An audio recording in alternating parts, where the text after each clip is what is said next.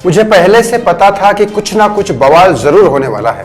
एकनाथ शिंदे कुछ ना कुछ बवाल करेंगे। देवेंद्र फडणवीस और एकनाथ शिंदे में कुछ ना कुछ इशू है जिसकी वजह से बवाल हो गया और बहुत बड़ा बवाल हो गया है। अब महाराष्ट्र का क्या होगा क्या नहीं, इस वीडियो में आपको बताने वाला हूं क्या बवाल कर दिया एकनाथ शिंदे ने।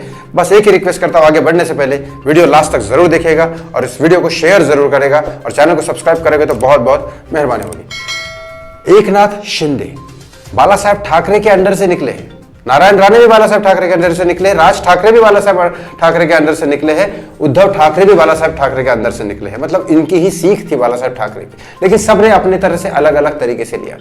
नारायण राणे तो अलग तरीके से बीजेपी से जुड़ गए क्योंकि बाला साहेब ठाकरे ही बीजेपी से जुड़े हुए थे। उनको मालूम है कि ये हमारे सपोर्ट के लोग हैं, हमारी धारणा विचारधारा इनके साथ मैच करती है, कांग्रेस के साथ मैच नहीं करती। इसलिए बाला साहेब ठाकरे ने बोला कि राजनीति हमेशा के लिए छोड़ देंगे लेकिन कांग्रेस से कभी हाथ नहीं मिलाएंगे।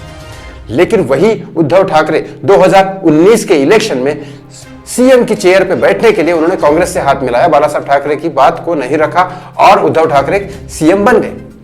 उसके बाद कोरोना का मामला हुआ, पालघर के साधुओं की हत्या हुई, सुशांत सिंह राजपूत दिशा सालियान के केस में भी नारायण राणे के बोलने के हिसाब से आदित्य ठाकरे का नाम आया है, जिस तरह से नारायण राणे ने बोला। उसके बाद सोशल मीडिया पे भी आदित्य ठाकरे का नाम आया, न्यूज मीडिया में चला, सब कुछ हुआ। लेकिन इसके बाद अब 2.5 साल बाद तख्ता पलट गया, उद्धव ठाकरे सीट से रिजाइन दे दिए और एकनाथ शिंदे ने उद्धव ठाकरे की जगह से निकाल के कुछ एमएलए बीजेपी के साथ मिला दिए। तब जाके बीजेपी की सरकार बनी एकनाथ शिंदे की शिवसेना को लेके। कोर्ट ने फैसला कर दिया कि एकनाथ शिंदे को ही शिवसेना का सिंबल मिलना चाहिए, धनुष का।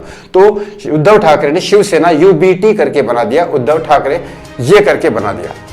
अब उद्धव बाला साहेब ठाकरे करके UBT शिवसेना उद्धव ठाकरे ने बना दिया। लेकिन फिर ये इलेक्शन में जो आए थे लोकसभा के इलेक्शन, उसमें भले उद्धव ठाकरे ने ज्यादा सीटें ले ली लेकिन उसमें सीएम का चुनाव तो था नहीं, फिर भी पीएम मोदी ही पीएम बने।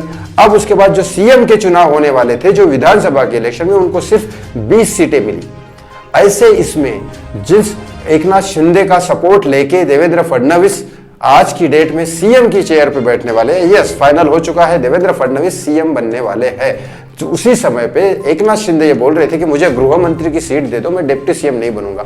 डिप्टी सीएम पता नहीं एकनाथ शिंदे क्यों नहीं बनना चाहते थे, क्योंकि देवेंद्र फडणवीस जब सीएम रह चुके थे 2014 से 2019 तक, उसके बाद देवेंद्र फडणवीस को बोला गया कि आप डिप्टी सीएम रहो, एकनाथ शिंदे सीएम रहेंगे। तो देवेंद्र फडणवीस मान गए मोदी जी की बात को, चेहरा भले उतरा हुआ था उनका लेकिन मान गए।